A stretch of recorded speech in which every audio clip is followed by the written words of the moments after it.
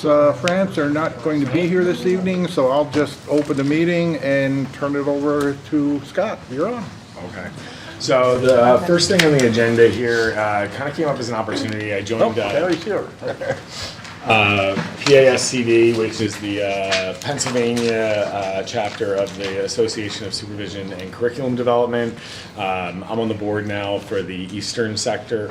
And one of the things that they offer each year is what it's called Emerging Leaders workshop, basically, like throughout the course of the year. The academy, sorry. And the way that this works is schools can send emerging leaders within their district to network and learn from and with other emerging leaders from around the state. And, again, hopefully grow and cultivate our leadership from within. It sounded like a really good opportunity. I brought it back. We talked about it at Cabinet. We definitely have some faculty members who are currently in administrative programs and looking to move through that as a possible, career, right, moving forward. And even if they don't, they're teacher leaders. There are leaders sort of on the ground. So we'd like to send 3 of our teachers. It's $899. And that includes online workshops throughout the year and then a 2-day sort of go away to state college where they would actually be learning alongside these leaders from throughout the state. I would just like to put out there, I fully support this. I think we're in the state of kind of education now that we have to look at all avenues to grow people either from like support staff positions into professional positions, teaching positions, and administrative positions, kind of like a grow your own pipeline. We've been fairly successful at that here at Northern Lehigh, and I think this is another way that we can continue to prepare people already within our ranks as turnover happens for them to kind of be prepared or be most prepared to step into those vacancies at a higher level. So I am supporting this program, cognizant of the cost. I'm still supporting this program. Right now we have three teachers that are working on, 2 are working on principal certifications and 1 is working on as director of supervisor of special education certification. Are those the ones that would be going on? Those are the ones that we would recommend. We've afforded them other opportunities like this. At some point they've all attended sessions at the Lehigh University School Study Council, which is a local professional development network for Lehigh Valley educators, and we've taken them to those type of sessions. They've presented on behalf of the district at different professional conferences, most recently at SAS and PNC, I believe.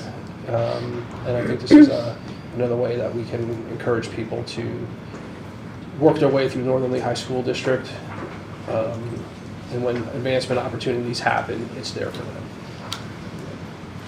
So if they attend these, what type of curriculum or expectation can the district expect to get back from their learnings or their teachings? Sure, that's an expectation when all of our employees who go to a conference like this. I'll let you kind of speak to how this would directly affect or how they would kind of turn around their learnings here as part of teacher leader. Sure. roles. It varies. Sorry. You'll actually receive from me in the update this week, just from the SAS conference, even a lot of the materials that we received, information about specific sessions attended, and again, some insight as to how we may move those things forward and they may serve. And I always try to also, again, after we move them forward, remind the board of the ways that these conferences and the opportunities to interact with other districts and other leaders have created some of the things that we're doing, some of the things that are happening here.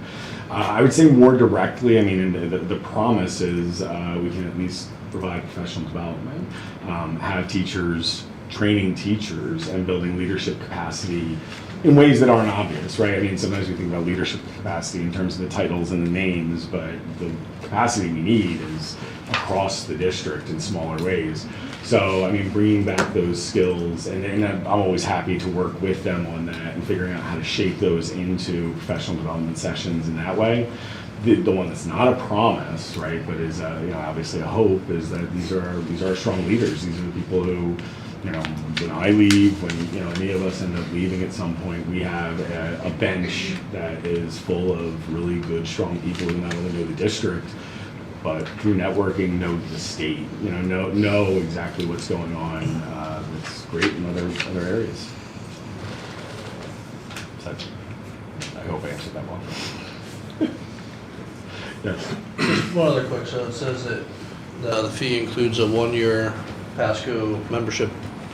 What's the cost of the membership after rolling forward? If they were to continue it, and there's no obligation there. So I'm a member of PASCD. I don't want to say nominal, and it's not as high as like the national ASCD, the Association for School Curriculum Development. I want to say $125 to maintain that typically. But again, this comes with it that there's no obligation there for us to continue that.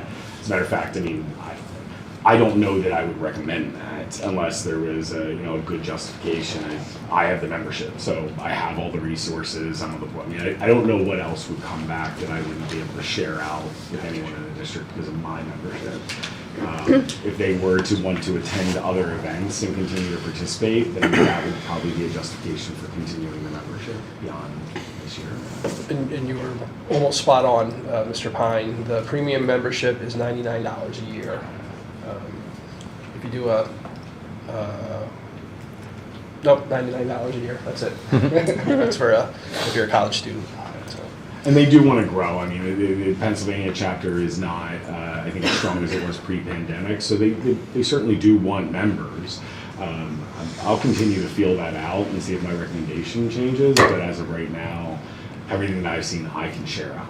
Right, I can share with these individuals and everyone else. Where would the full day meetings be? So the 2 full day meetings are at State College, and they're it's not up there. Oh yeah, it's at the bottom. The culminating experience, June 20th and 21st. Which is after, so we would not have to bring in any sort of substitute teachers or anything.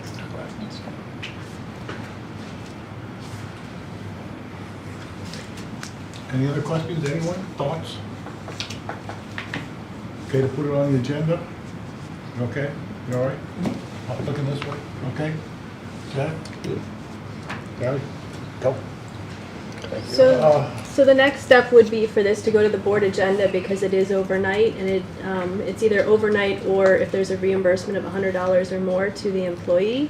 Do you want to talk about the timeline a little bit? Yeah, so registration's coming up pretty fast. We learned about this pretty immediately before the holiday, and registration's closing, I think, the 8th. So, I mean, it's right in there with the board agenda and when the approval would occur. I mean, are we comfortable with me, sort of getting the go-ahead for us to register and anticipate a yay vote, and then if that changes, I obviously will go and I'll find out what the cancellation policy is, and I don't know, twist whatever arms I have to in order to make that happen, I guess. Just counting how many board members were here. Right, yeah. Does that say yes? Does anybody object to that? Okay. Thank you.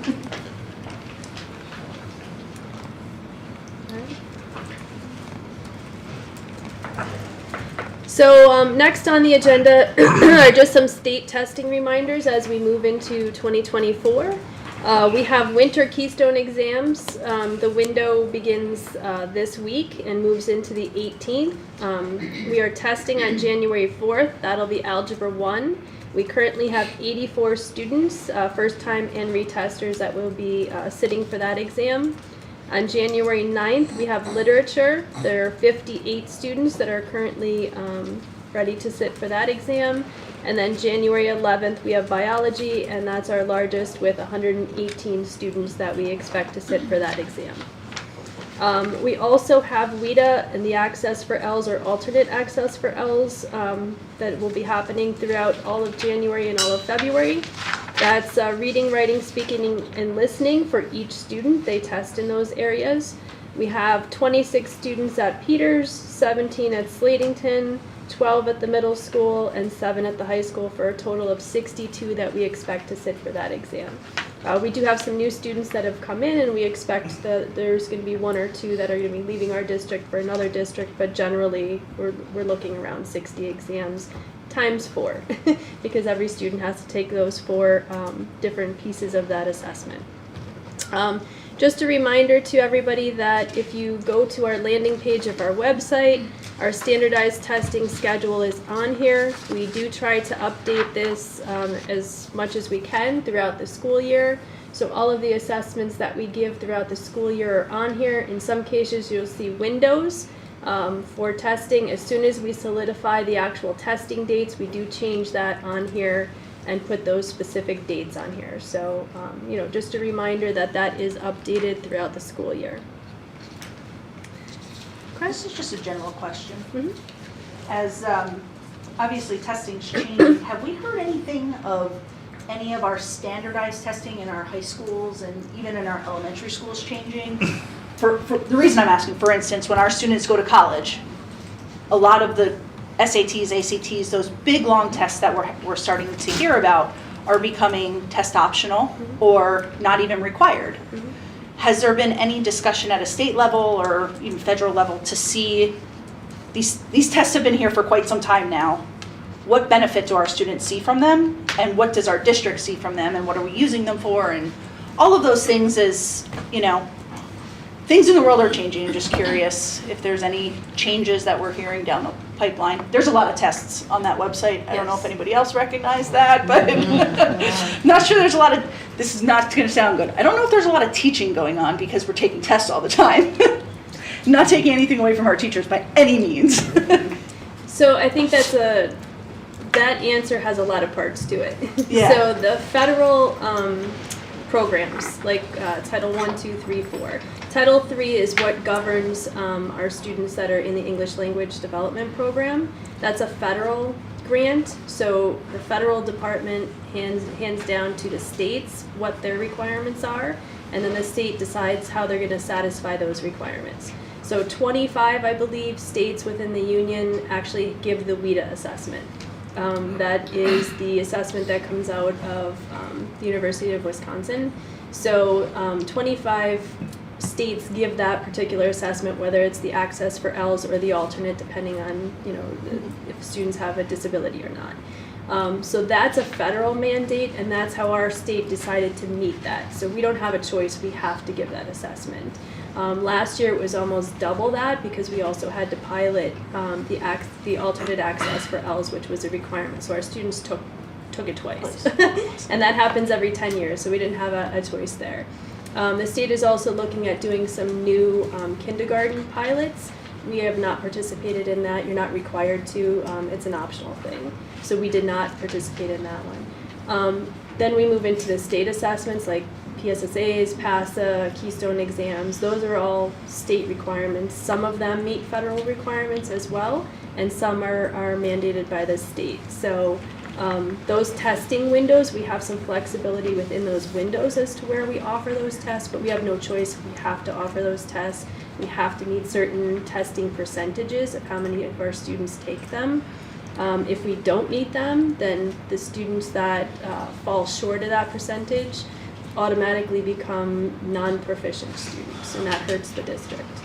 And then we move into the local assessments. There's where we have more flexibility. So we have choices that are made by our data teams with the leadership of our principals and district administration as to what assessments we want to use that are going to help guide us and determine what student outcomes we're producing.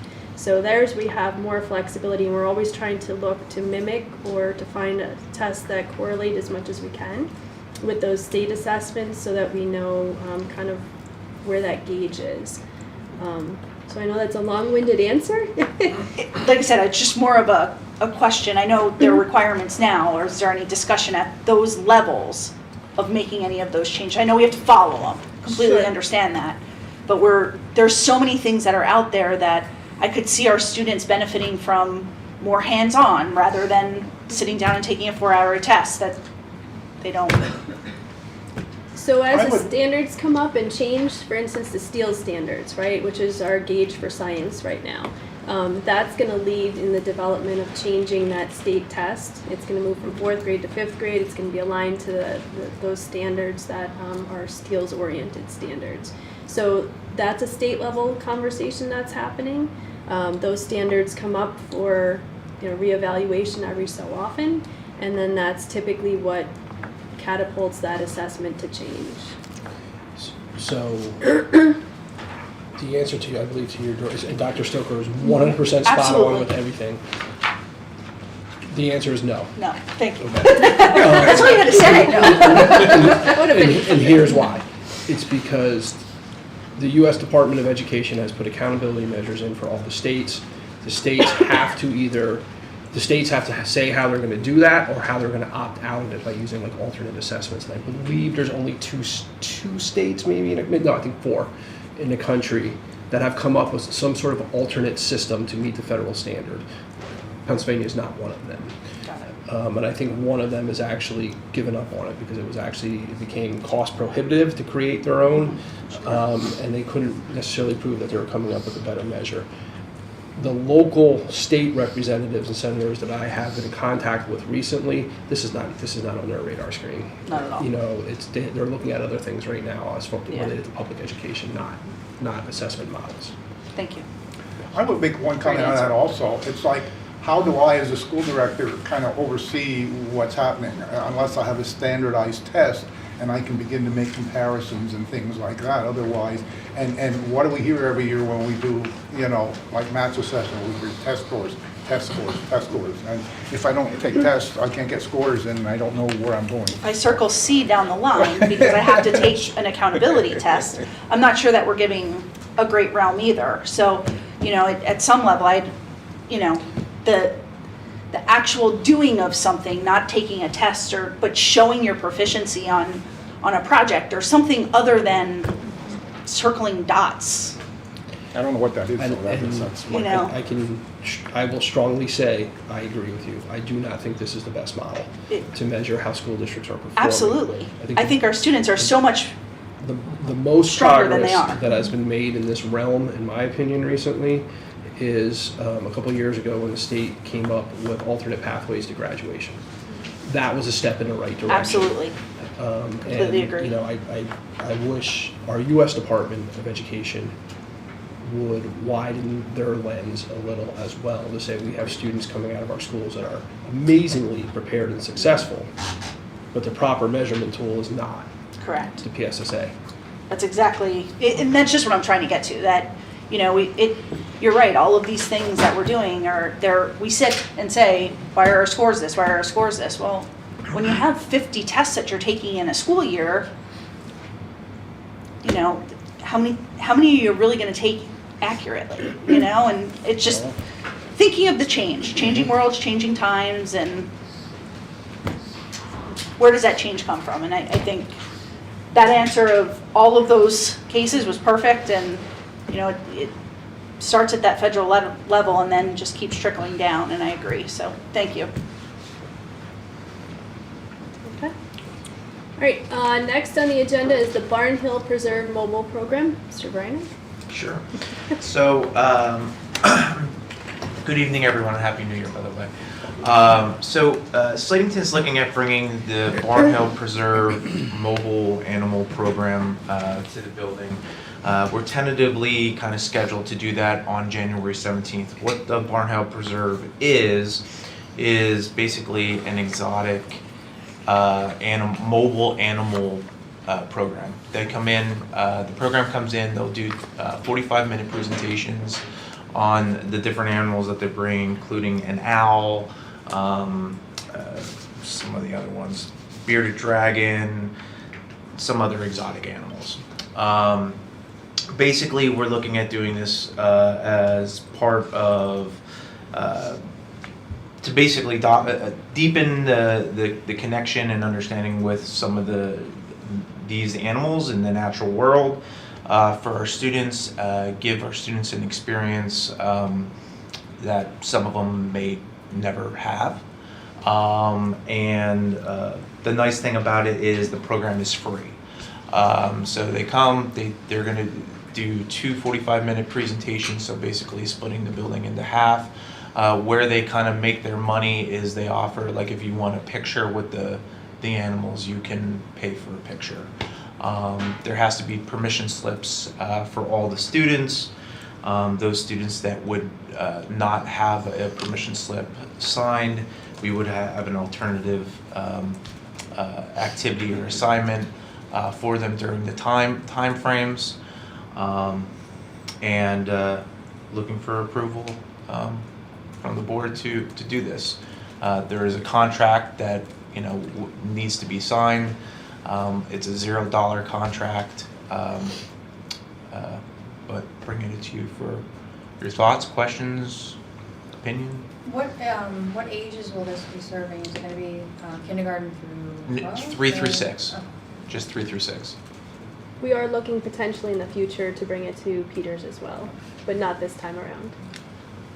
Kids are gonna have a blast, so. Yeah, they're only in our area like every so often, and they just happen to be they're in the area in January here, and we originally asked in December, and all the dates were filled up, or I would have brought this to you sooner, and then we were contacted right before the break that there was a cancellation, so we kind of took it, kind of put it on hold. They keep knocking on my email for a signature, but I'm like, just wait, but they're holding the date for us. So this, I'm sorry. So this again is something that it's timely. We're looking to put the contract on the board agenda for Monday evening if the board members present are okay with that. But we are looking for, does anyone have any objections? Can we get the contract back to them? Again, there's $0 associated with this, but we do need to reserve the date, and it is on the 17th. So, coming back after break, we're looking to reserve that if we can tomorrow. I think it's good for the kids, Yeah. and I like free, so. I like the price anyway, that's good, I like those kind of contracts, so. Me too.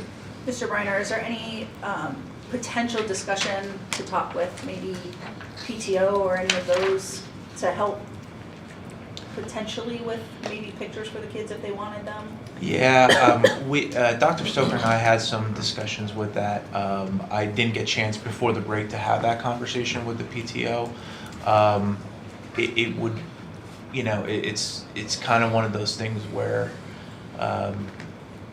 we have to talk through what that might look like and how the kids would come forward, or if it would be like, carte blanche, everybody. Right. I know it's not in their budget this year to, provide that. However, I think if we had some scenarios where we had some students, that aren't capable of affording it, I think that I could probably talk to the PTO. They would probably help. So that is all in the plans. Perfect. But we need your approval first, so. Okay, so do we have the permission from the board members I present think to move it everybody- to Monday night and also approve the contract prior to that? Okay, Thank you, everyone. thank you very much. The only other thing that I would just want to add to this agenda is just a reminder that next Monday we are going to be, the administration is going to be presenting our annual data presentation. We have gone over some of the data already, so it's going to be very highly focused on achievement and growth data. And Gail, to your question earlier, some of the test optional schools, we will talk a little bit about the SATs and ACTs and how often our students are testing on those things now that they're test optional. Thank you.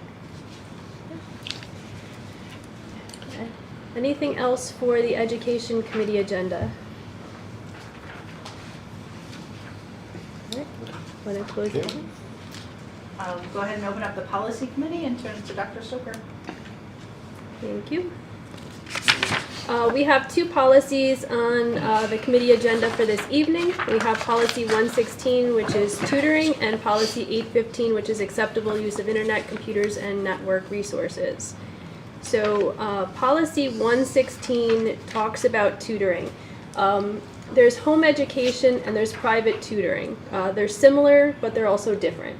We have updated the home education policy, but we have not updated the private tutoring policy recently. It's since our policy was last updated in 2005, And reaching out to PSBA, their policy was last updated in 2015. So we did decide to update this as we now have some families that are choosing this option to educate their children. So some of the changes that you'll see in here are that it's superintendent or designee, that we have what a properly qualified private tutor is. This is somebody that in Pennsylvania actually has to hold a public teaching certification and has to go through just the process as if they were to be hired in the district. They have to get their clearances just like any teacher that we would hire in district. So there's just this part in green just speaks to that. That's the definition and then the requirements that they would have to meet in order to become a private tutor for a student. They are only allowed to tutor one family. It could be multiple members, but it has to just be one family. It can't be multiple families.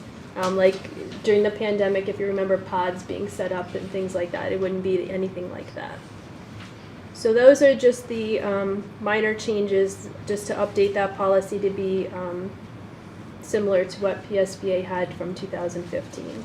The policy is required for legal liability reasons. Any questions on that policy? Do we have the permission from the board members present this evening to move that for first reading to the board for Monday? Thank you. All right, now our next policy is policy 815. This is a policy that was reviewed by PSBA with regard to updates. It came up because of data governance and security, breach notification for personal information, and then we found that there were several minor revisions that they wanted to make to this policy. I don't want to steal Mr. Hill's thunder. Mr. Hill, do you want to speak to this policy? Or do you want me to continue? You can continue, yeah. But basically, it's very similar to the previous policy, but you'll find there's a lot of, they cleaned up a lot of the language, and the policy is actually shorter, like when you look at the pages. But really the same information's in both policies. They really just cleaned up a lot of the language is what a lot of it is. I think that's a really good explanation. The policy was pretty wordy, and they really shrunk down a lot of what they had in there. Some of the revisions include the definition for computer, updates to the list of options that boards may establish as inappropriate matter based on recent court decisions, clarification that technology protection measures may be adjusted in appropriate circumstances outlined in the policy. It has to follow the E-rate requirements. We updated the list of prohibitions to clarify terminology that may be overly broad or vague. Additional terminology and policy references to address encryption and security procedures, and a new section completely on accessibility for district websites was added. So this policy is mandated by state and federal SEPA and also required for E-rate. So again, it was taking our policy and just really, making it more specific and shorter. But it does include, as Mr. Hill said, a lot of what was in our previous policy. Any questions on that? All right. I will just say that we did not talk about any of the like ChatGPT stuff that's been coming up within this policy. They do expect that there's going to be some changes coming down the road as additions to the policy. So when that comes up again, that we can have that conversation about what direction we'd like to go in as a district. But for right now, we just kept it simplified as to what we had previously. Okay. Do we have the permission of the board members present to move that for first reading to the board meeting next Monday? Yes. Okay, thank you. And that's it for the policy committee. Any other comments on policy? Go ahead and close policy and turn it over to Mr. Fedorchak. Mr. Fedorchak. Until we get that straightened out. Somebody didn't do their job and get a new committee chairman. Okay. We'll move into building and grounds, and I will turn it over to our new building and grounds support. Administrator. Evening, everyone. I just wanted to let you know that, once again, we had some stuff kicked back from Lehigh County Conservation District. The permit didn't pass again, but according to Tyler, this isn't uncommon. He said that it's just part of the whole process. Part of the process and the reason it was returned was because Greg Durr retired, so he can no longer be the person to cover this new project. So they had to kick that back to me so that I can start what he was started at originally. Part of it was the new perk testing. Part of it was the acreage wasn't consistent with the original application to the new application. Over the Christmas break, I had gotten in contact with Tyler. He had received from Lehigh County the stuff that needed to be fixed, emailed me over the Christmas break. I received it, signed everything, sent it back. So as of right now, he's sending everything to Lehigh County and getting that stuff taken care of. I have not received anything back, negative or positive, from him, although this is our first day back from winter break. So that's pretty much it with the baseball fields. According to Tyler, this isn't unusual. That, hopefully, when I emailed him asking if this is gonna change our timeline, he said no, so. Can you refresh ours? When does this start again at the timeline? It's been a little bit of time. I think we're still looking at June, July, after baseball season. It will, according to what I and Greg would talk about, it's still gonna affect fall sports, but we're gonna wait till after baseball and softball are finished. Sounds good. Since all the permitting issues have come up, I hate to ask it. What does this do to the contract of dollars of,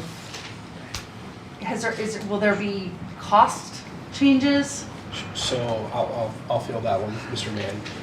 We are anticipating cost changes, but still within the scope of kind of like what we had anticipated for the contingencies in the original. We may have to come up with, I don't want to put a dollar amount on it, but some additional money outside of the original money that was approved, depending on where the cost of materials comes in. That's going to be the wild card, where the cost of materials are at that time. And none of that was being procured ahead of time because we were waiting on the permits? Correct. Is that normal? I don't know if that's the case or not. Part of it is, where do we keep it? Like literally, where do we keep the materials? Mr. Durr and I did have that conversation ahead of time because we're going to need that space in a few short months from now when the spring season starts. And then after that, we're hoping to be able to get a move on it right away. And the contractors don't have that type of space as well, just a store. Yeah, I mean, we're talking about, tons and tons of new soil, all the piping that they're going to put in underground, that type of stuff, and we just need somewhere to put all that. But we're hopeful that we're confident that we'll be able to cover any overages because Mrs. Molatoris is an exceptional business manager, and how we ended last school year, we're going to be okay. But we're hoping that our original contract approval, it did have some contingencies built in there for stuff like this.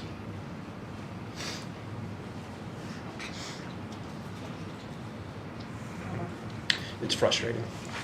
I just hear like little things like, oh, the permit was pushed back because Greg retired. Well, It's the same position, it's just a different person. just a different person. It's still Yeah. the same school district. Still all of that, then it gets to, all right, well, now the district's gonna have to pay for it. And we approved it a year and a half ago and, And it wasn't the only thing was with Greg retiring, there was some other issues. Sure. But because of those issues, it flagged the others. it flagged the others. Sure. So, and unfortunately, because of that one flag, we almost have to start completely and go through the whole process again. Hopefully we've got everything we need this time. Well, hopefully Tyler's on top of everything and, yeah. Yep. The next issue, or no, I shouldn't say issue, the next thing on our agenda, we have a water quality testing that we perform out at Peters. As you can see there, Castor he works with the works with the DEP. I'm gonna be meeting on January 9th to go over some of these issues. A lot of it's just redundancy. So we do a test, but the test has to be done twice.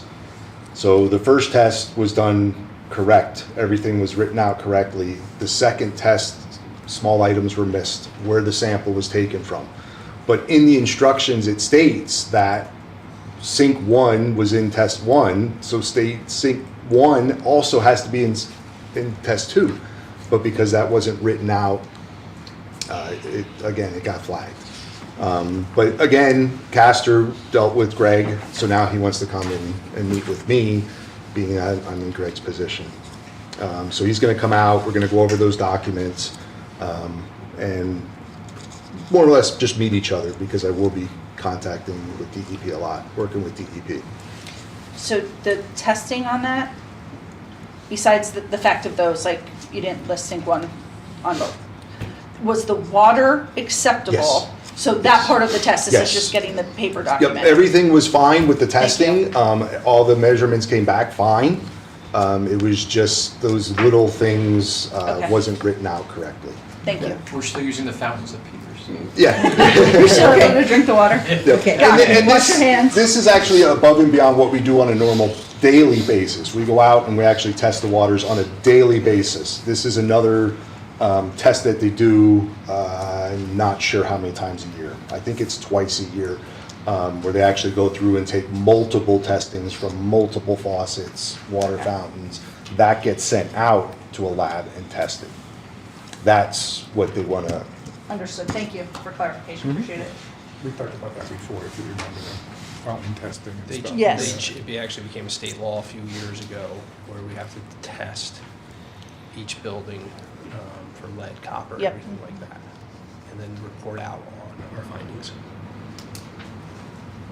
Perfect. And the last one is they did their annual inspection, inspection of the weight room down at the field house. We had a few items that came back that need to be replaced. I believe it was 4 batteries and a cable for one of the machines. We do have money in the budget for this. The repairs will be $1,601.94. But other than that, all the changes that were made before are still Yep. good and everything's going? Yep. Okay. Yes, everything came back fine. It was just the batteries were outdated. Gotcha. They work fine, but they're outdated. And the cable, according to what I was told, was a little frayed, and it's a safety issue, so they'd like to replace the cable. I'd like to keep it in as good a shape as it can be since we went to all that effort to do it. So thank you for staying on top of that. And I agree, and I think that's a testament not only to our maintenance members, but also to Mr. Geis and our coaches and our the intramural weightlifting program. They all take very good care of that equipment. They're very respectful of the equipment, so kudos to all of them. And that's all I have. Any questions for Mr. Mann? Hearing Get your none, feet I will turn over to Mr. Hill for technology. You don't need a motion for that. No, it's already budgeted. We already have, yes. All right, the first thing I have here is a quote for 2 portable projectors that we would use ESSER funds to purchase. These 2 projectors we actually had built into our ESSER budget. Sherry had that built in, and we have not purchased them. But this would be a portable projector for the Slatington outdoor area. If you remember, we put those tents in, and also for one for the middle school outdoor area as well. So this was something that we did have built into our ESSER budget. We just have not purchased up until this time. So the quote for that is $2,685.54. That would be for 2 projectors, and we'll just put them on a cart that we already have. And again, we had about I think you said $3,000 we had budgeted for that in ESSER. So what we would like to do is, if the board agrees, we would like to go ahead and put that on the agenda for Monday for approval to buy that with ESSER funds.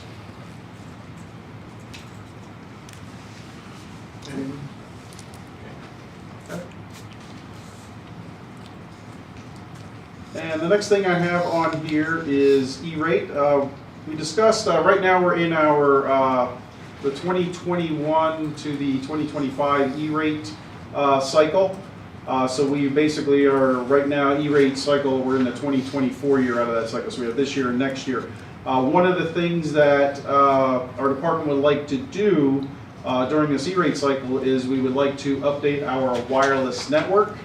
And we would also, E-rate added the ability in there too that we could also purchase a firewall as well. So what I did is back in November, I did what they call the PEPM, E-rate has something called a PEPM mini bid process, where they have vendors that already bid on all this equipment, and they have categories. So the wireless category had about 20 vendors on the list, and the firewall had about, I think it was 27 vendors, if I remember correctly.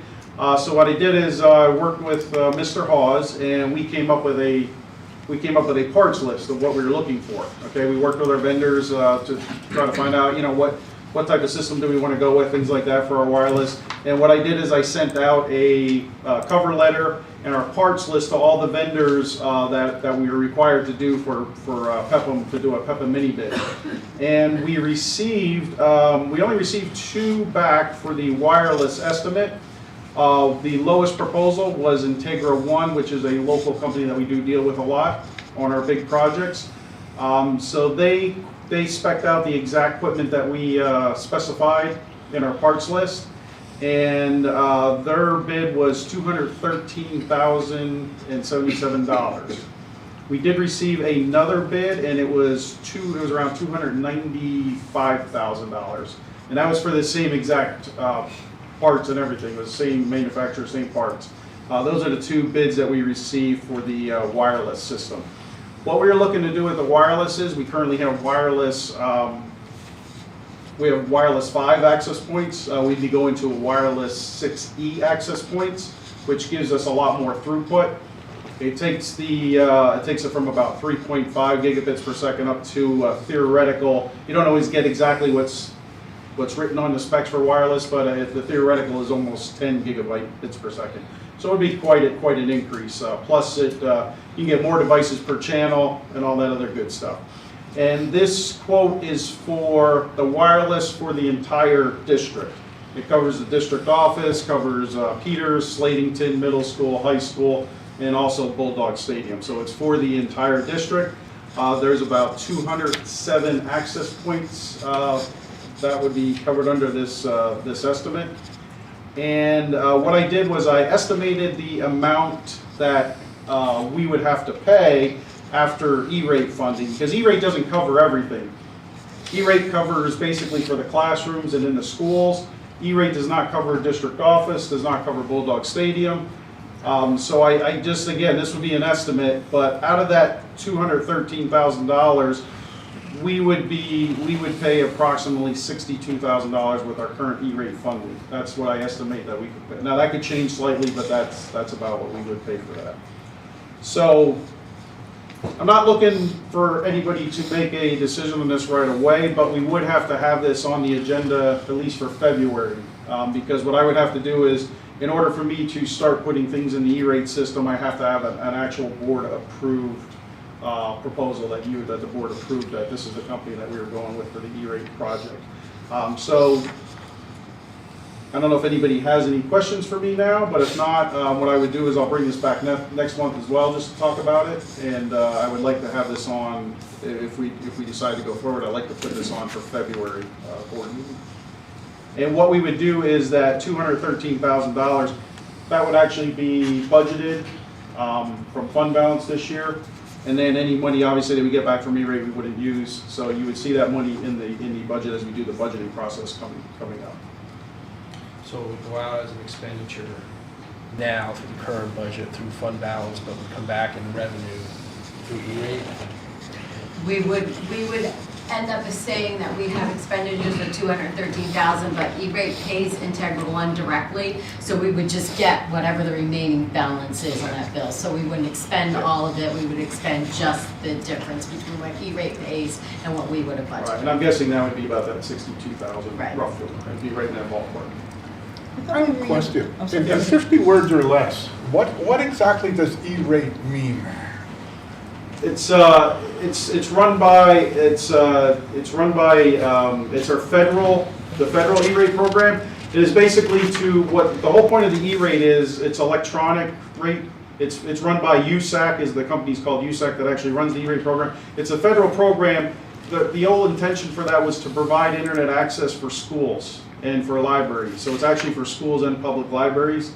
And what they do is they provide the federal funding to try to give schools like the latest in wireless and internet access, and therefore they run it in a 5-year cycle. That was something they just started recently, where they're now running a 5-year cycle. They give you a certain amount of money. The problem is, even though they give us money, we have to spend money to get money. It's one of those programs because they give us some funding, but they don't give us all the funding. So we do have to spend money to get money, but basically the whole point of it is it's a government subsidy to try to help schools and libraries increase their internet access and try to keep it up to date is also what they're trying to do. So this is something that they do on a 5-year basis. They give you more money every 5 years, and they want you to update it every 6 to 7 years or so. So which is where we're at. The last time this wireless was put in was in 2018. So we will be. When we replace this, it'll be at that 6-year, it'll be in 6 years when we go to replace it. Does that answer your question? Yes. Thank you. Pretty sure that's more than 50 words. What? That was more than 50 words. Hey, Eric, I thought we were doing something with the IU for the firewall. Well, no, not with the IU. Our connection does go to the IU, so we do go through the IU eventually. Like all our internet connection, everything does go out. This is for what they call Category 2 E-rate. Category 2 is like physical equipment that you have on site here. That would be Category 1. Category 1 is the actual internet connection. So that's separate. That's called Category 1. So that's what we do with So the we IU. did, yeah, you are correct, good memory. We just did that where we did that a few years ago. That's due, I think, 2026. That's a different category though. That's Category 1 versus Category 2. This is Category 2, which is your physical equipment and hardware that's actually in the buildings. Category 1 is your connection, is your throughput connection. Yeah, so that's the difference. Yep. I recall a discussion at some point, and I don't remember, I don't know if it's E-rate or not, but wireless on school buses? Yes, that is a program that they are starting this year, where they are they're actually having a separate E-rate program just for that, where they're letting us apply if we want to put Wi-Fi on buses. Personally, I'm not sure that we're there yet, because again, it sounds great because they're giving you a lot of funding for that, but at the same time, you have to spend money to get money. So it's going to cost us some money to do that, and that's something we can look into if anybody's interested. At this point, I think we kind of discussed a little bit administratively, and I think we, at this point said let's kind of hold off on that. But that is something new that they're doing with E-rate, and they just started that this year, and I may have brought that up in a prior meeting. And I think that's, Yeah. I was just, Yeah. And that so it's that's not actually included in this. no, it's not. Got it. That's not including this. This is just for the Wi-Fi in the buildings. When I say that, Thank you. this is literally just for Wi-Fi, not the network switches. That's another project that we would probably do a couple years down the road, because that was done in 2019. So that would be another project. When we get to our new E-rate cycle, we would do that next project. Thank you. Yep. Any other question about the wireless? And then the firewall estimate here too, we did the same thing with the firewall. We had to do a what's called the PEPA mini bid, so we sent it out to the 20-some vendors, and we received 2 bids back for that as well. One was Integra One, which again they had the exact equipment that we specified to replace our firewall, and we did receive another quote from another vendor that was 70. Somewhere. I'm sorry. It was actually a little higher. So Integra's was 66,000, and the other vendor was, I believe it was 70.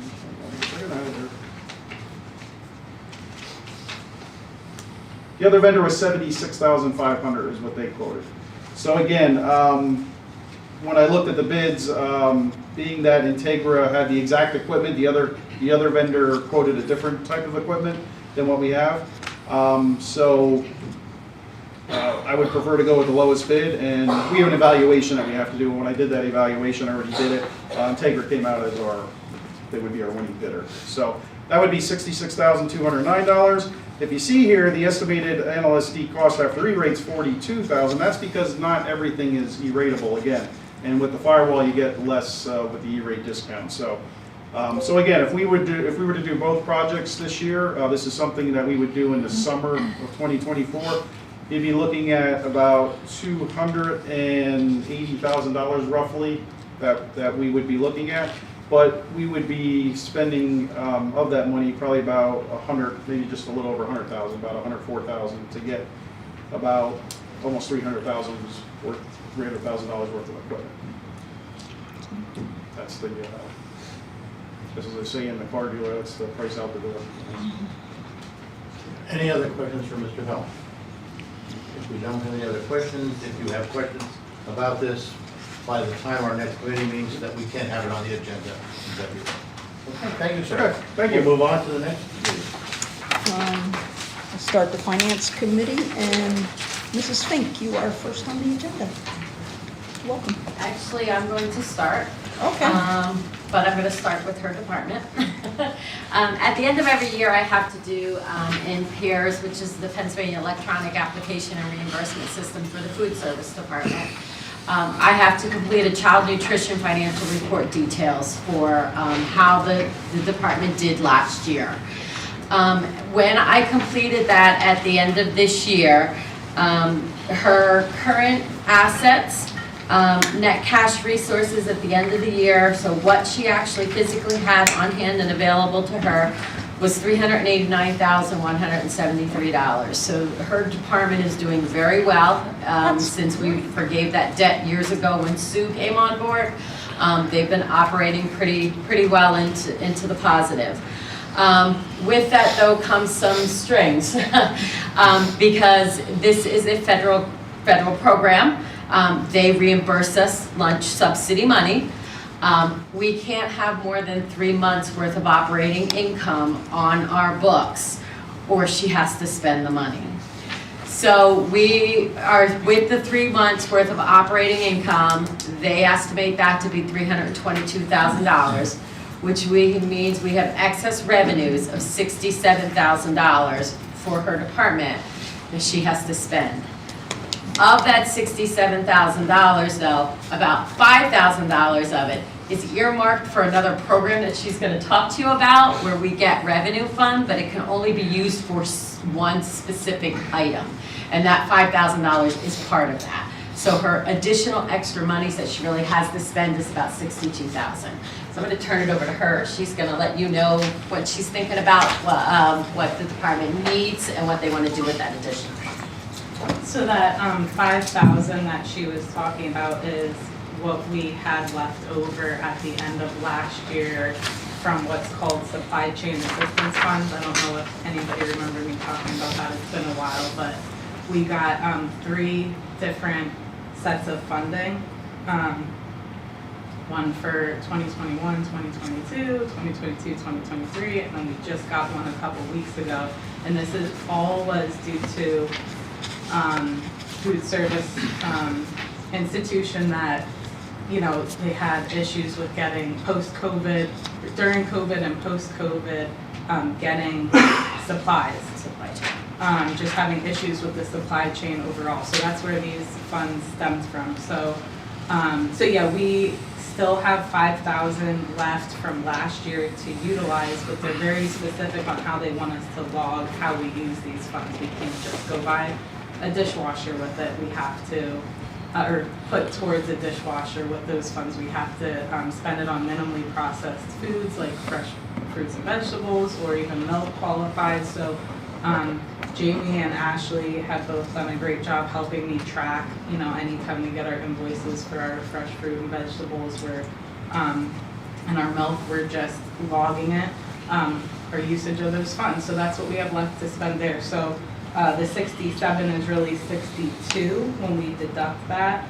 And that would just, you know, back to the dishwasher conversation, 2 of the schools have 44-year-old and 46 now, or 42 and 44, something like that at the high school in Peters. We got quotes, like right before I went on my maternity leave, I got 3 quotes from 3 different companies right around the time, right in August, because come September is when we submit for that food service equipment grant, so that's what stemmed that. So now those are like about 6 months outdated, so I just recently reached out again to get updated quotes again on pricing for those, but they're ranging anywhere between $80,000 to $100,000 per dishwasher. That includes like everything, you know, plumbing, electrical, and you know, installation, the whole schmear, not just like the unit itself. If there's any stainless steel leading up to it, like everything. So I was just gonna hopefully meet with you eventually on like what actually of all these line items on this 7-page quote do we need versus not need, and hopefully get it closer to what we need to be able to at least purchase one of those 2 dishwashers with those funds. So, but yeah, that's pretty much the plan right now. If I may, just to give you guys an idea, with it's very expensive for this dishwasher. We had a motor go over the summer on one of the dishwashers. To get a printed motor, which means they no longer produce this motor, they actually have to go back to prints to make this motor, was $7,000. So the high school machine actually had 3 motors on it. So to kind of give you an idea, they're expensive, but it's costing us even more to try and keep them updated or running. We had a sprayer go on that same machine. We took a gamble. We actually bought a sprayer off eBay because that was the only part we had available. They're no longer producing these parts, so there's going to be a time where something's going to go and we're not going to have a dishwasher, and it's going to be forever. We'll have to purchase a new one. So I think it's a good idea that we're looking into this before that point comes. Yeah. I'm just glad you have extra dollars in there. We're not in the negative like we were for so many years. Yeah. So, and good point, Mrs. Culp, on that. So, you know, good job managing the finances of the food services department. You know, when we get to the point we have the quotes back, I recommend that we do purchase at least 1 new dishwasher. And then Dr. Stoker and Mrs. Fink have also, again, applied for the food services equipment grant, which we can hopefully use then to subsidize a second dishwasher. If we're successful in receiving that grant, we may be coming back and ask to do kind of 2 dishwashers in 1 year and just get them off the list. Because we may not have this type of opportunity again. Sounds great. When does that 62,000 have to be We off the have, books? when we put it in the plan, it's just that we had to give them a plan on what we're going to do and how we're going to spend this money. I asked other business managers because I never had this before, so I didn't know like how long we had. They said they pretty much think as long as there's a plan in place and they know what you're going to do with this money, they give you a reasonable amount of time to spend that money, Sure. knowing that it's being earmarked for that. Okay. And I literally put down, I've got 46-year-old dishwasher, and that's what we're planning on using the money I think for. as So. long as it's within the year, you Yeah. know, like from when we submitted the child nutrition report, Which we is- always do every year, December 31st. Yeah. Is that So- calendar year, or is that when you submit the report, the financial? The financial report is based on fiscal, but it's due December 31st of the calendar year. So Okay. it's from July 1 of '22 through June 30th Okay. of '23. Got it, Those thank are the you. financial center report. Yep. Thanks. Can you just do like a steak and lobster dinner for the board and administration or something to maybe spend some of the money? And, you know, no, that won't work. Okay, just thought I'd mention it. I believe some districts may have gotten in trouble for that previously. Yeah. I've heard. I think we want to strike that one. Mrs. Fink and Mrs. Molitors, could you send me some bulleted points on that I can put into the notes? Because you covered a lot of information. You didn't get all that? I did not. Thank you both. Anything else? Okay. I just want to say again, thank you for the board dinner. It was awesome. Thank you. It was fun to do. It's great. Sherry. All right, the next thing I have is district-wide appraisal. So we are, right now I'm working with our insurance companies, getting us our liability insurance and, the insurance for the facilities. And it was brought to my attention that our last district appraisal was in 2006, which is, 17, 18 years ago. They recommend, the insurance actually provider recommends about every 5 to 7 years going out to have your buildings reappraised and your equipment and everything that's in your buildings. They increase my at about 2 to 3% every year. But as other things are done that they may not notice, that is done, the regular 2 or 3% may not cover that. Also depreciation of some equipment, some stuff could be depreciating faster than what they're projecting. So I reached out to Asset Max, which is our current company that we use. And I also reached out to the local business managers to say, who do you people use? Lehigh got back to me, they use Industrial Appraisal. The IU, Salisbury, Catasauqua, and us who all responded all use Asset Max. So I'm also going to reach out to Industrial Appraisal just to see what their timeline is and what their cost to do a full district appraisal. And tomorrow I have a phone call set up at noon with Asset Max to get what a full appraisal will be for our district, cost to district, and then the timeline on completing that. So in February, I will bring back the information that I receive on these two companies, but I think it's advantageous for us if we go out for another reappraisal. I mean, it's been over 18 years. That's a lot of time not to have your facilities reappraised. So no direction needed at this time? Correct. Okay. It'll be next month. Yep.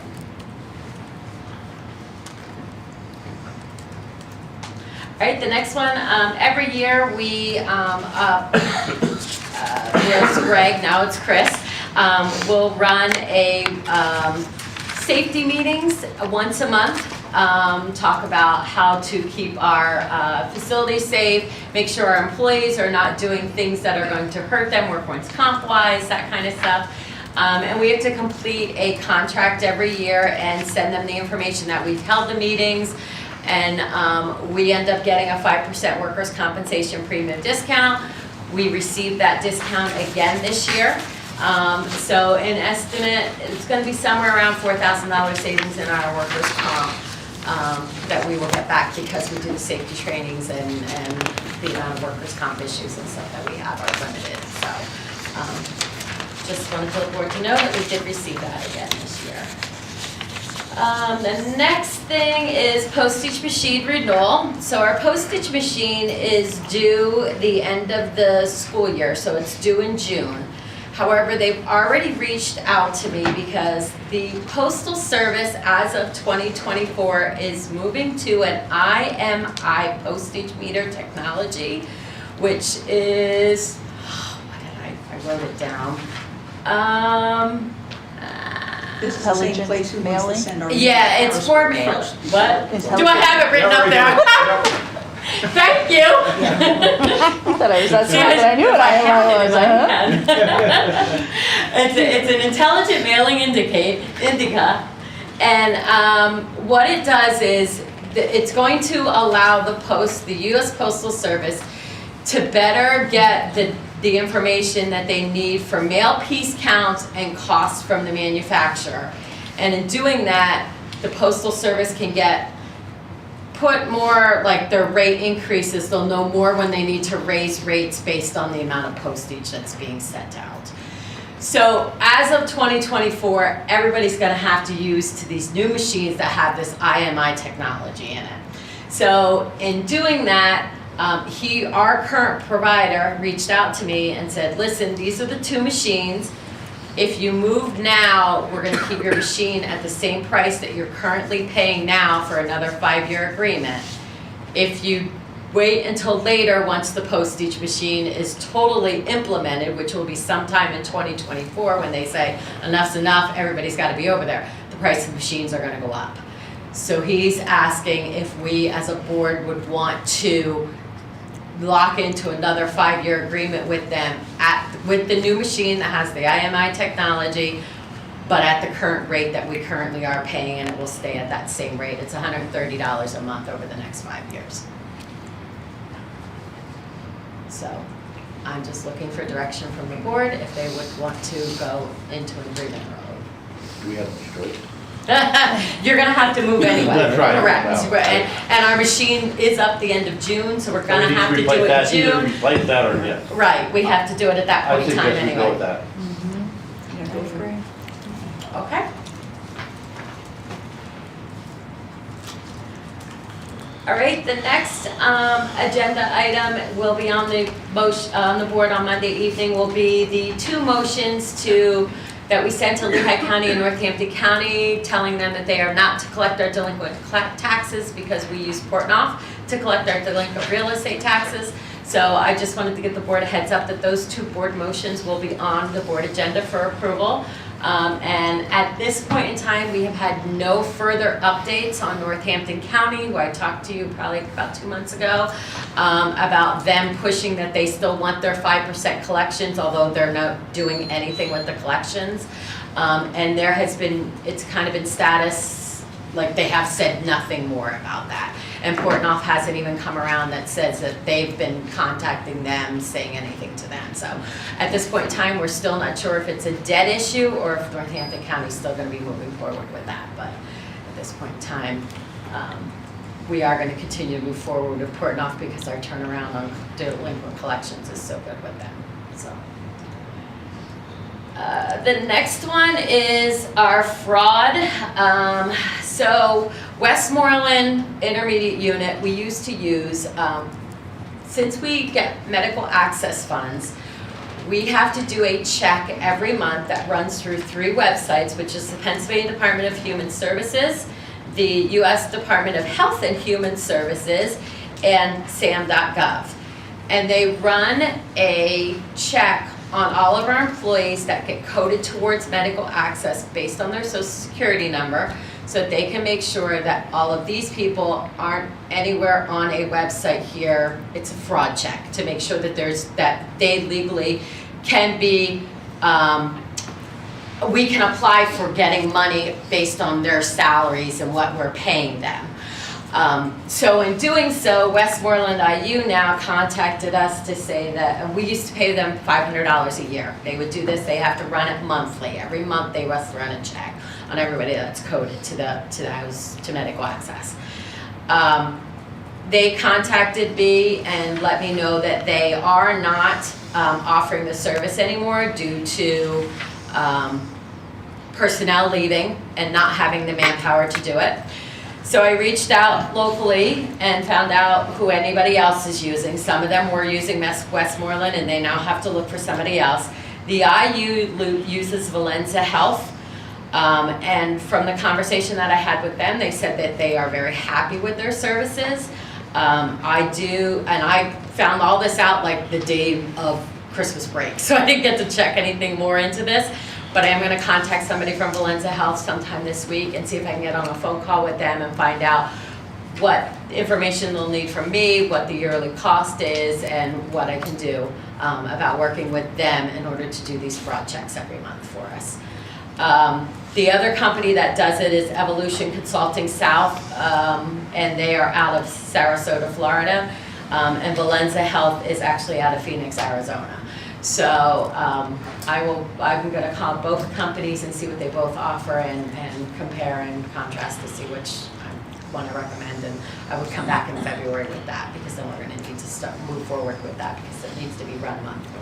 So That is a requirement? yes, it's a requirement based on the federal funding. And we're covered till what, the end of the school year? No, we're covered till the end of January. Oh. So it'll run through January, so that's why I gotta get somebody in February so they can run the February check for me. Yeah. Okay.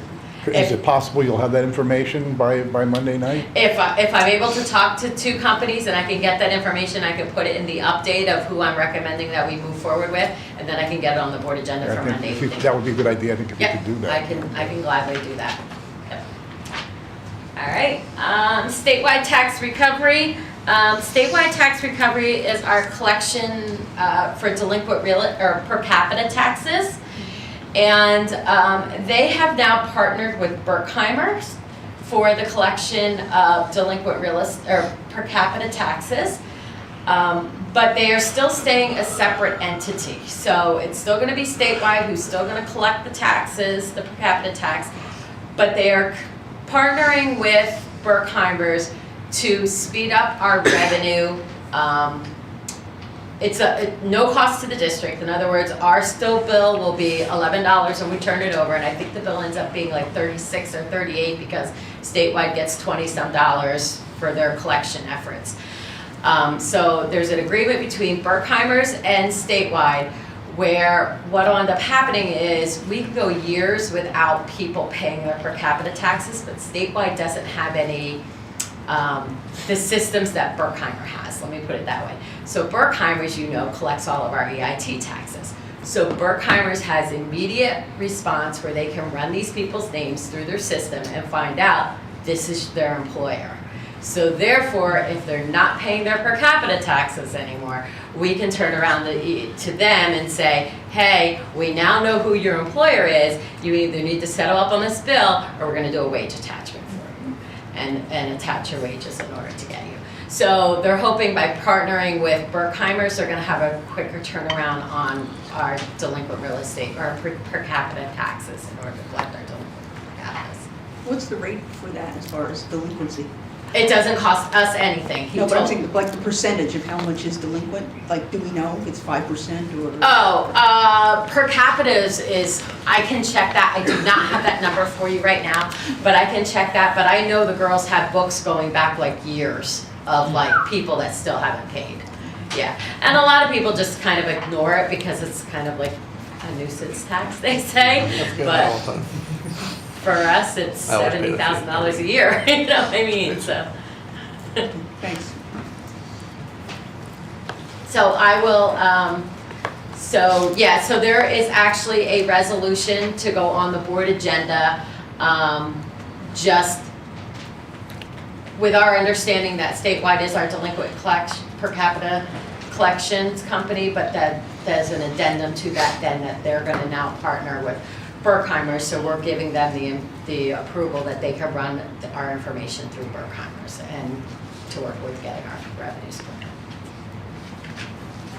So everybody's okay with that? We will get that on the board agenda Monday evening for approval. And then the last thing I have is PSER's retirement rate for the 24-25 school year was announced in mid-December. It is 33.9% this year for 24-25. 23-24, it was at 34%, so it dropped by 0.10%. Do we have an end in sight, like in 20 years or 30 years? No. I know they were saying 30, 34, 30, 35, something like that. It was supposed to get to the leveling off point. Or 2034, sorry. 2034, 2055. Somewhere in there. Was supposed to be where the leveling off was supposed to be of that. But honestly, the last 2 years now, we've seen it go from 35.26 down to 34, now to 33.9. So it could be hitting that leveling a little bit sooner, but could also be because of the way interest rates are right now. So they're earning more money on the investments. So that could have something to do with it as well. You're probably closer with 30, 34. You're probably closer with the original date. Yeah, probably. It'd be nice to see in my lifetime. That's all. All right, that's all I have this evening. Anybody have any questions for Sherry?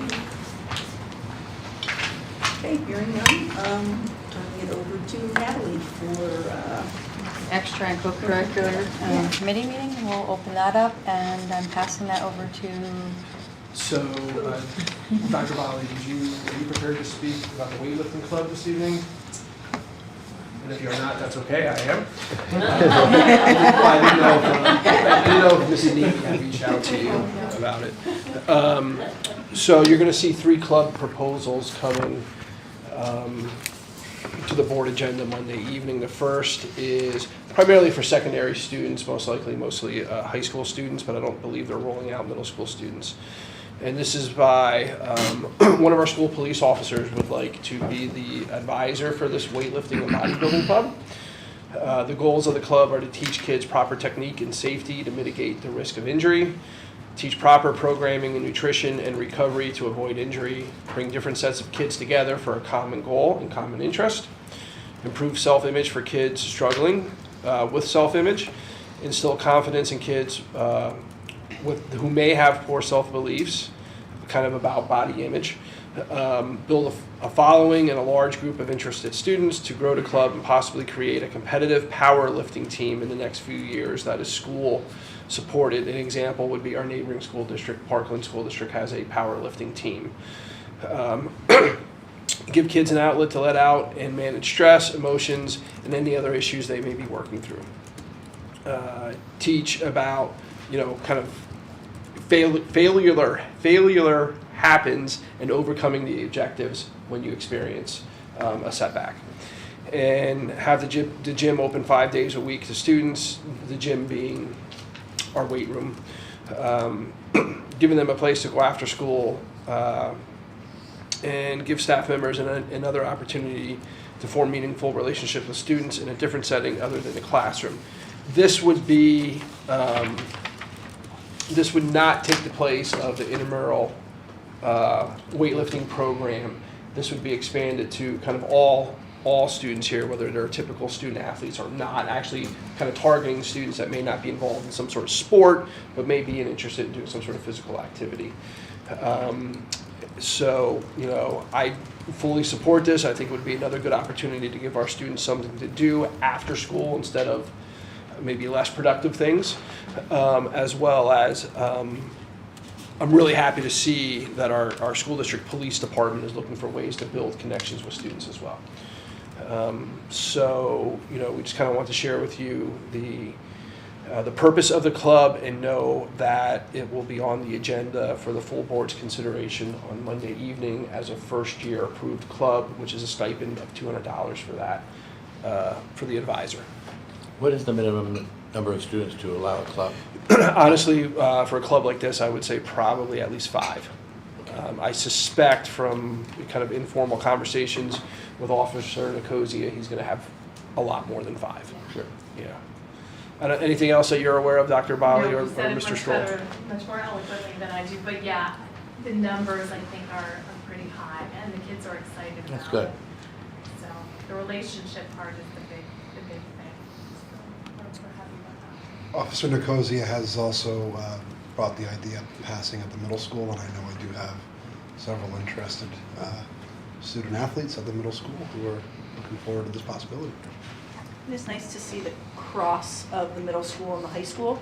I think that's creating a really good bond, so thank you guys for doing that. It's been helpful. I know they go back and forth and appreciate the openness for that. Okay, so you kind of had the background information for that club proposal as well. The next one I am also very excited about, and I'm excited about that we have 2 potential new advisors here to bring back. My understanding is a club that was in existence quite some time ago. Yeah, John Ruzick had it for the community, and Elizabeth and I did it for there. So this evening, we have Lisa Martinez and Elizabeth Trantham, 2 of our instructional paraeducators in the district that are looking to kind of co-advise a crochet club, and I see Elizabeth back there actively crocheting this evening. So if you want to share kind of in your own words, either one of you, what you're hoping, what the goals are of the club and what you're hoping to achieve. The girl that came and asked me, she came up and she says, I know you crochet. She said, we're looking to open up a club. Would I be interested? And I said, yes, how many students? And she said, right now she thinks it's about 10 or 11. So I said, I can do that myself. That's why I asked Elizabeth if she would come with me. And she said, yes, she's more than interested. It's something that is a dying art. And for the students to come to us and ask us, hey, can you help us and teach us? That's a plus. and it's very relaxing. You have a stressful day. For me, you go home and you crochet and you get a lot done. And it's just the girls getting together and guys, because Elizabeth. Yeah, we have Yes. 3 boys at the middle school and 3 girls at the middle school also. That are also interested. But it would be something for them to do after school, get together, another, like they said, we know where they are at that time, you know, doing something constructive, hopefully we brought some stuff, hopefully we're getting them into water bottle holders. Hoping Bobby was here, here's his team, but he's not. Lap throws.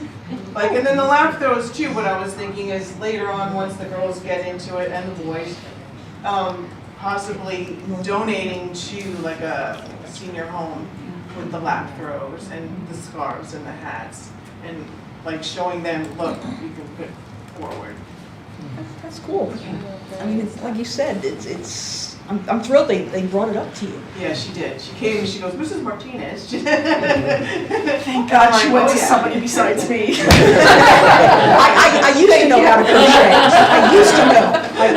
In my 4-H days, I crocheted. It's surprising that kids are taking interest in this kind of stuff. Oh, during COVID, my daughter literally, like, out of the blue, looked at YouTube and taught herself how to crochet, and I was like, okay, wow, this is great.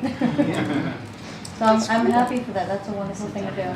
How long does it take you to knit a pair of socks? To crochet? Crocheters don't like knitting, no. But my wife started that, and it's like 2 years, and she's only got one sock. She promised them for me for Christmas 2 years ago. You know, I still don't have. You do know you're being recorded, right? Oh.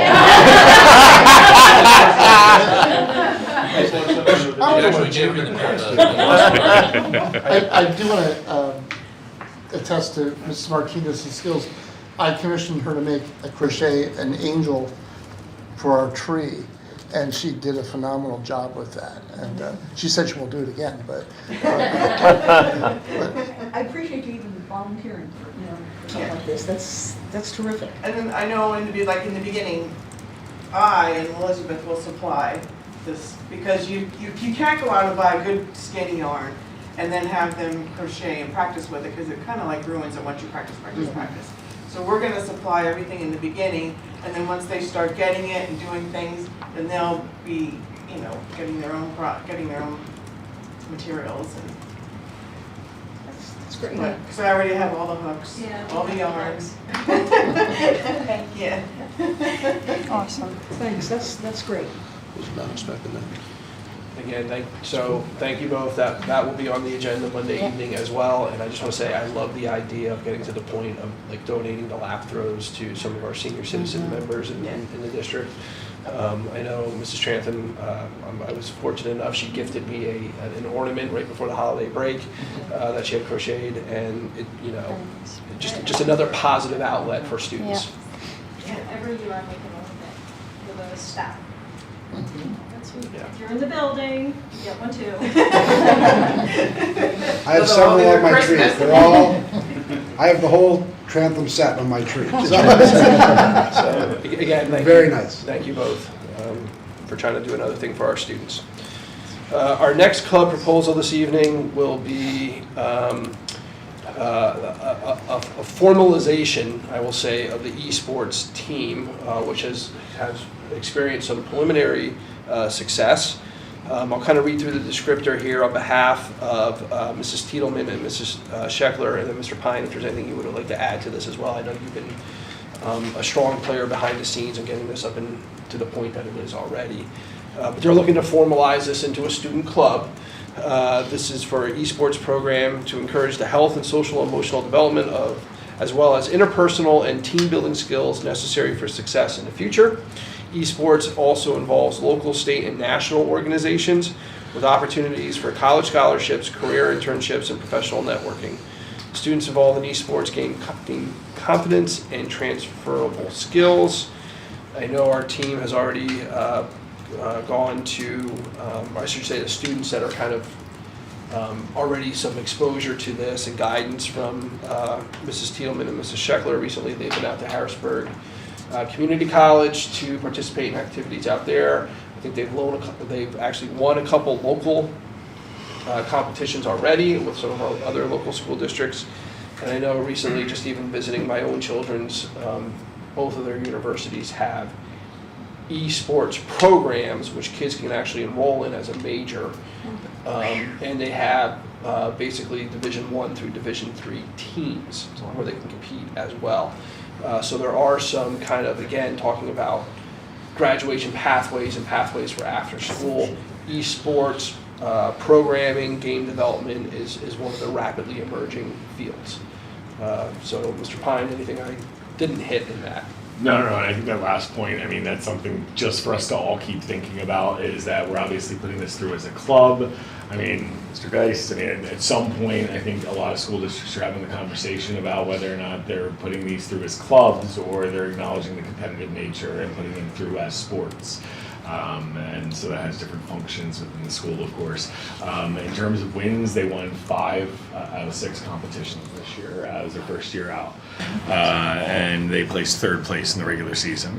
So that was a pretty good initial showing. And I think this coming up now is actually perfect. I know we've been talking about it for about 2 years, but the student interest just wasn't there yet. And so we would have been running a program light on students, probably losing competitions. Right now we've got a strong set of students for the next couple of years, and the students build the program, and that's not taking credit away from Crystal and Janelle. Crystal's done a lot of work without ever considering compensation over the past 2 years in order really to build up interest and get this all supported. So we've been putting it all together, piece by piece, and now we want to formalize it and make it a running club. Any questions on that one? I'm good. Yeah. All right, then that will also be on the agenda Monday evening for our 3rd club kind of startup. Can I just make a quick comment? Sure. I want to thank our staff really this is probably the first time in a really long time that we've seen this many clubs come to the table. Our staff stepping up to support those students. The administration is supporting those clubs and getting those students into other activities that are hopefully keeping them off the street. So I think our students are feeling empowered to come and ask for them and to be a part of them. That goes a long way. So thank you to the staff, administration, teachers, and our students for continuing to think of innovative ways to support each other. So thank you. Thank you. Well said. Well said.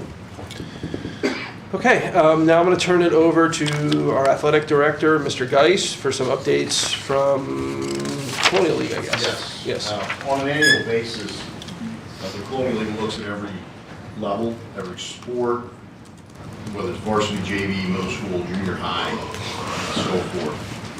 The one that I felt is important to talk about today is JV soccer, and it's a huge impact because we also have middle school soccer, and I'll get to that in a second.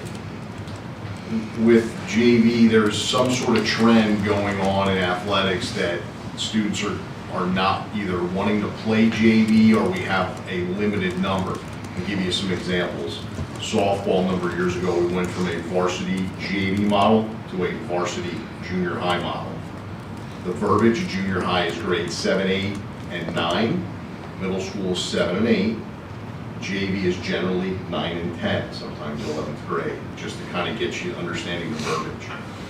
So with the lack of students, you generally either do one of 2 things. You reduce the number of levels or you increase the number of possible grades that students might want to participate. So with that, the Colonial League has automatic triggers. If there is 5 schools that offer a specific level, that sport and level are automatically scheduled in the Colonial League. I'll give you another example. Say lacrosse. Currently there are 4 schools that have lacrosse. Once the next school gets lacrosse, the Colonial League will officially offer that sport as a league-sponsored sport. Right now, we are barely hanging on to soccer JV with boys and girls. We are right on that 5-school limit.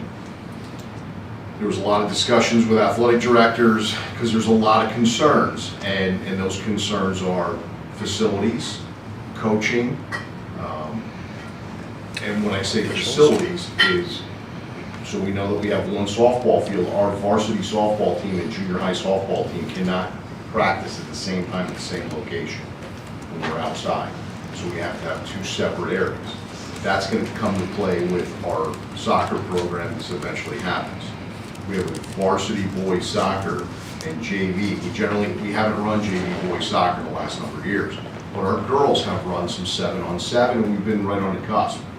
So if we go to a varsity junior high model, then we have to have two separate facilities or practice at different times.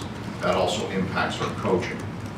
Now, if the league, and here's where it gets a little complicated, if the league triggers on boys soccer where there's not enough teams, but girls soccer is okay, that's going to impact our middle school soccer program. Because generally, historically, our middle school co-ed program has been mostly girls. So if our girls are going to end up playing a junior high schedule in the fall, that's going to impact our middle school co-ed soccer program in the spring, which may trigger us to automatically go to a junior high soccer boys program. The good news is this wouldn't take effect till the fall of 2025, maybe. It could be fall of 2026. So that league, on an annual basis, when we're doing schedules, looks at all the different levels. Similarly, you talk about baseball right now, we don't have enough schools to run a junior high baseball schedule, but it's out there combined with the East Penn Conference if we ever had to go. So those are kind of just give you some information. I'll be happy to answer any questions. Mr. Geis, I know the Colonial League has been going through some kind of membership restructuring ongoing. So how many districts belong to the Colonial League now? Starting this fall, we're going to be up to 15. We are currently, as of right now, 13. Lehigh and Jim Thorpe are coming in this fall, so we'll be at 15. And is that all sports, or is that just for certain sports? Every school is permitted to participate in every sport.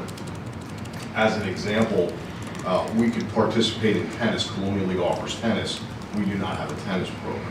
But yeah, every school is permitted to participate in every school that's offered. And just as my previous example of lacrosse, if there's another school that has lacrosse, the league would then kick in a schedule and sponsor that sport. Has there been any improvement in, I know all leagues are struggling to find officials. Has there been any improvement? Because it seems to me that if we add another layer, we may actually compound the problem of not having enough officials. Right, so what we've done as a league is we've worked with the East Penn Conference. Our scheduler in Colonial League has worked with the East Penn Conference scheduler, and so that we're going off days. That might sound fine and dandy, which is great, but you often struggle at finding independent contests if you're trying to schedule a game with the East Penn Conference, because your day off is their play day, and when you're playing, that's their day off. So fortunately for us, a lot of our independents are with the Scuba League, and it just seems like the Scuba League has their set of officials, and the Lehigh Valley officials are split among East Penn Conference and Colonial League. The PIAA has instituted a student officials workshop and training that allows high school students, if they're interested, to start working contests on a sub-varsity level and kind of bringing them in from the grassroots level, which they've seen some success in certain parts of the state. Thank you.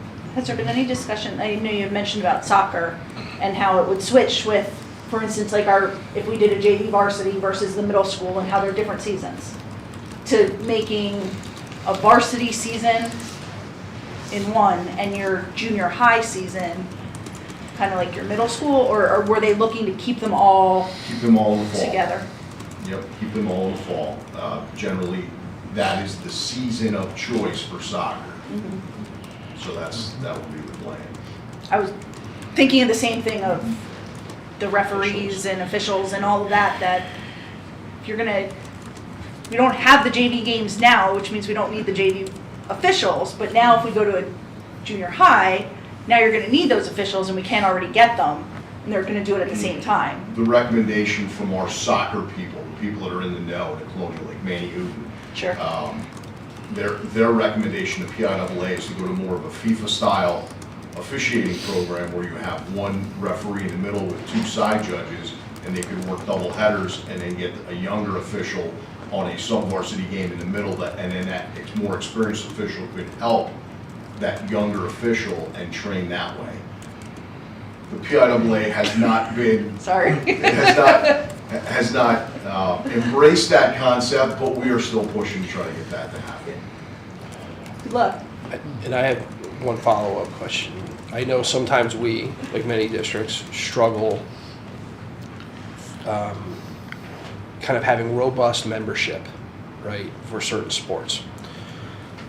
If the Colonial League goes to this particular model in the fall of 2025, do you anticipate it would help or hinder our efforts with growing our participation rates? As Northern Lehigh or As Northern Lehigh. As Northern Lehigh, for girls, that's a hard question. For girls, we're already getting good numbers, and I think that'll translate back in the fall. But I think that frees those girls up in the spring to be more involved with track and field, because a lot of those girls are either in track and soccer. They're multi-sporting and getting soccer in its natural area. Boys, it's hard. We've struggled with numbers in our boys soccer program, and we had one of our best seasons ever, and we're trying to generate and get the momentum with that. Well, I want to keep the momentum going because we have had success, particularly with boys soccer participation rates and outcomes the last 2 seasons. And I would hate to see anything become a barrier to that for any of our sports, male or female, but especially for the ones that it kind of seems like we've almost turned a corner a little bit. And with boys soccer, what it does is it opens it, because we've struggled on doing JV for 9 through 12, opening it up for 7 through 12. Maybe we have to work with our NLYA and try to encourage those kids, because we do get a number of NLYA students that show up at our youth events. So maybe it's just a disconnect there, or try to work cooperatively with that. Are we getting any lacrosse interest? I got one email a year ago, and I said, please reach out and tell everybody, and from what I remember, that email was somebody outside the district trying to say, hey, you guys should start lacrosse. How many districts have it right now? I know In Colonial League 4. Yeah, and that would be, don't hold me to this, but I want to say Moravian Academy, Southern Lehigh, Northwestern Lehigh, and I believe Saucon Valley. I think those are the 4 schools that have it.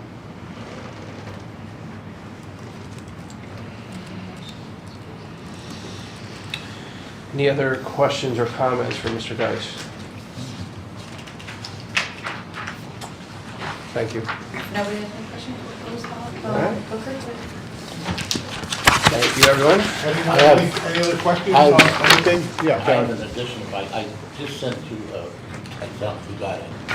But I I did, received a right. phone call today from the past president of PSBA, who asked me why Northern Lehigh has not taken a position on the resolution that's put out by PSBA for charter school control, or whatever it is.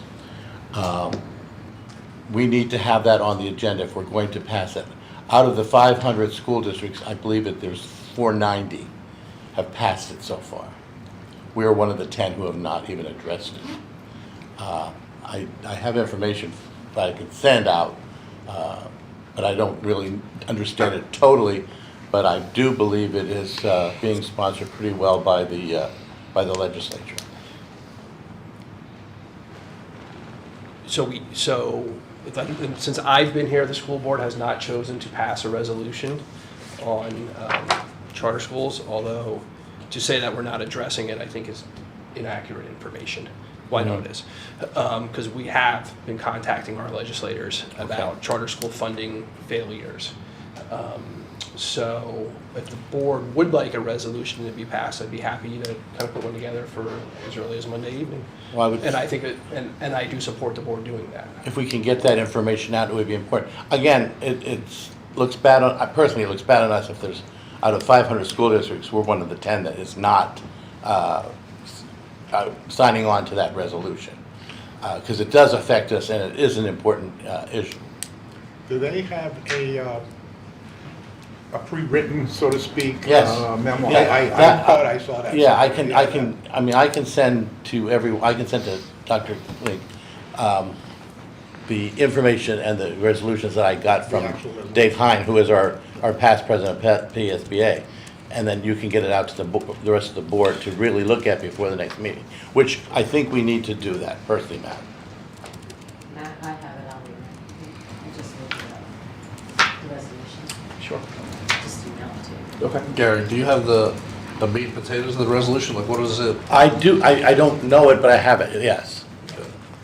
And that's why I said we can, I can get that to you.